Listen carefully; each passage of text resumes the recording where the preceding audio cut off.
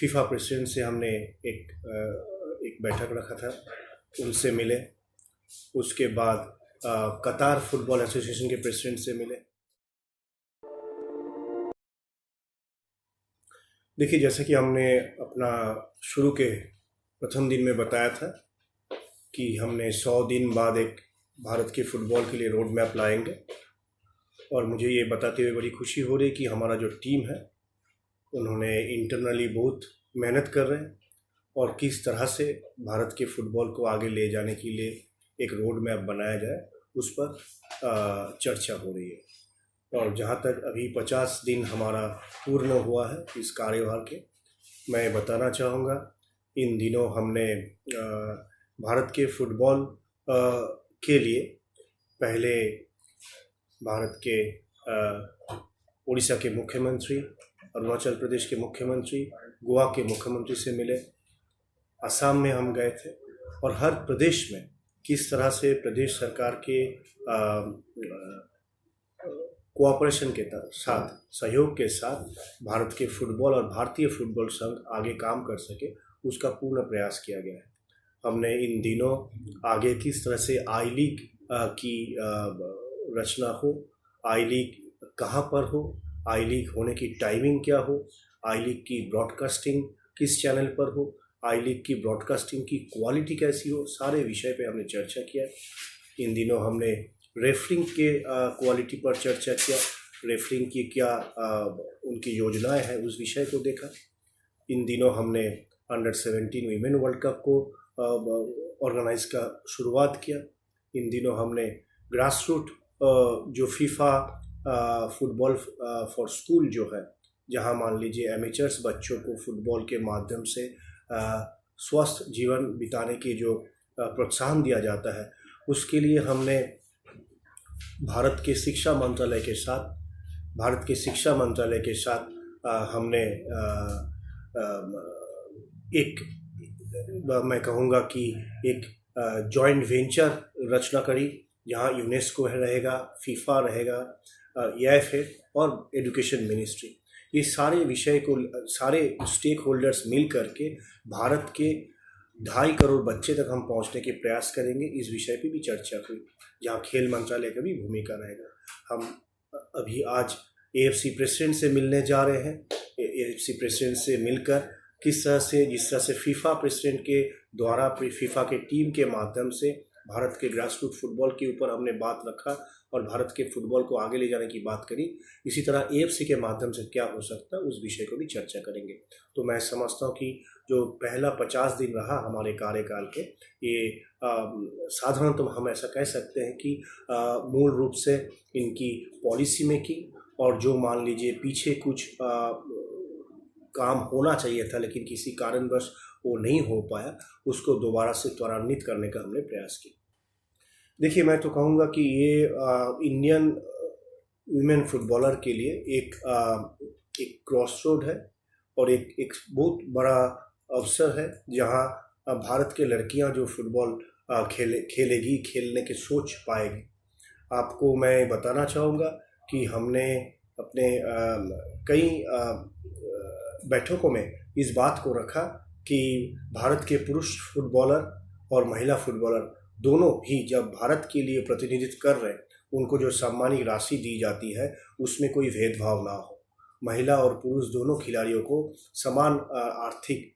सम्मानित राशि मिले, इसका निश्चयता हमने करने की प्रयास किया। तो मैं समझता हूँ ये महिला फुटबॉलर खिलाड़ियों के लिए एक खुशी की बात होगी।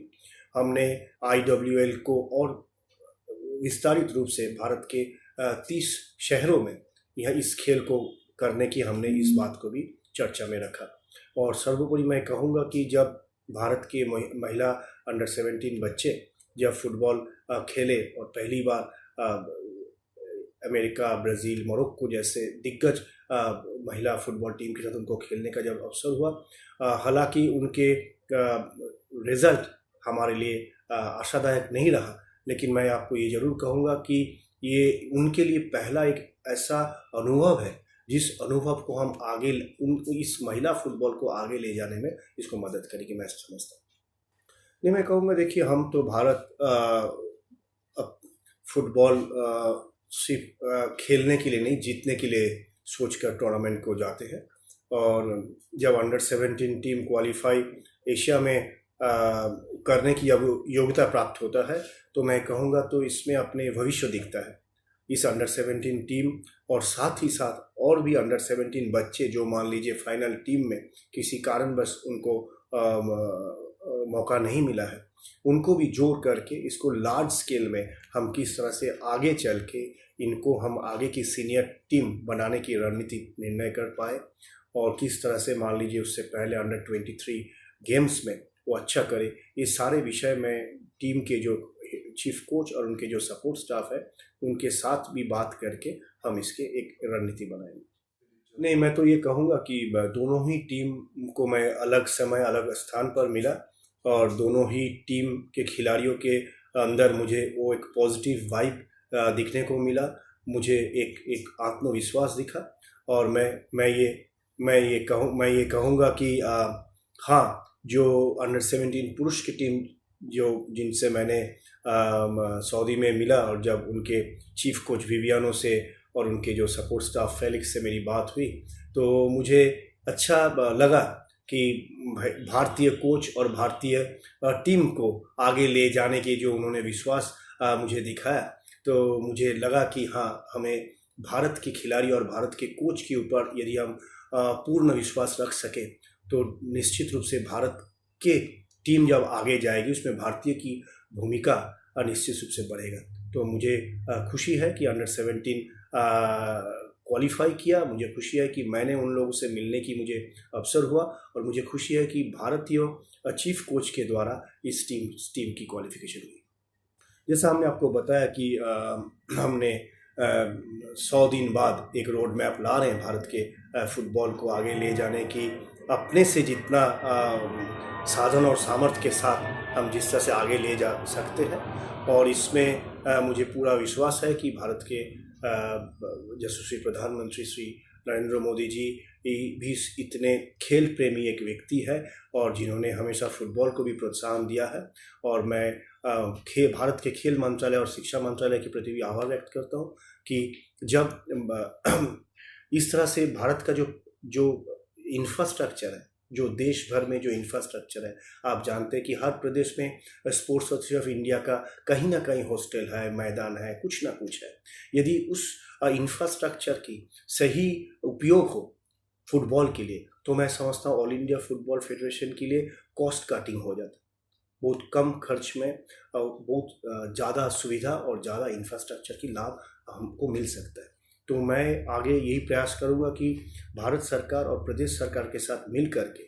प्रदेश एसोसिएशन को किस तरह से अधिक इंफ्रास्ट्रक्चरल सपोर्ट दिया जाए, लॉजिस्टिक सपोर्ट दिया जाए, और एग्जिस्टिंग हॉस्टल में एकोमोडेशन सपोर्ट दिया जाए, उस बात को भी हम लोग तय करेंगे। और साथ ही साथ किस तरह से और नया चैंपियनशिप हम ला सकते हैं। एक तो क्या है कि ISL और आई लीग के अंदर एक अच्छा हेल्दी कंपटीशन का यदि एनवायरनमेंट हम बना सकते हैं, तो बहुत सारे इंडियन खिलाड़ी, बहुत सारे भारतीय खिलाड़ी को कॉम्पिटिटिव लीग मिलता है। तो जब कंपटीशन होता है तभी वहीं से बेस्ट टैलेंट बाहर आता है। और इसके साथ साथ हम ये भी प्रयास करेंगे कि अंडर 21 एक चैम्पियनशिप शुरू किया जाए, ताकि अंडर 23 नेशनल टीम के स्काउटिंग में लाभ हो। और इसके अलावा जो हम यूथ लीग की जो बात करते हैं, यूथ लीग भारत में है, कई प्रदेशों में होता भी है, कई क्लब उसमें पार्टिसिपेट भी करते हैं, लेकिन इसको किस तरह से हम यूनिफॉर्म रूप में इस यूथ लीग को हम कर सकें और इसका एक आउटकम रख सकें। और साथ ही साथ हम ये भी प्रयास करेंगे कि जितने एक्स प्लेयर हैं जिन्होंने भारत के लिए या अपने प्रदेश के संतोष ट्रॉफी के लिए या इन्होंने क्लब के लिए भी खेले हों, जिनको कम से कम 10-12 साल का फुटबॉल खेलने का अनुभव हो, तो उनको हम स्काउट के रूप से उनके अनुभव को हम काम में लगाना चाहते हैं। मान लीजिए कल कहीं ग्रास रूट या तो यूथ लीग हो रहा है, कल कहीं अंडर 21 चैम्पियनशिप हो रहा है, दो टीम के कोच उस मैच को देखते हैं, लेकिन जब किसी एक खिलाड़ी जिन्होंने भारत के फुटबॉल के साथ 10-12-15 साल रहने का अनुभव रहा है, वो जब एक स्काउट के दृष्टिकोण से उनको देखते हैं, तो वहाँ से नया टैलेंट बाहर आने की संभावना होती है। तो हम ये भी प्रयास करेंगे कि इस तरह से अधिक एक्स फॉर्मर फुटबॉल प्लेयर को हम स्काउट के रूप से हम भारत के फुटबॉल को आगे बढ़ाने में उनको हम जोड़ सकते हैं।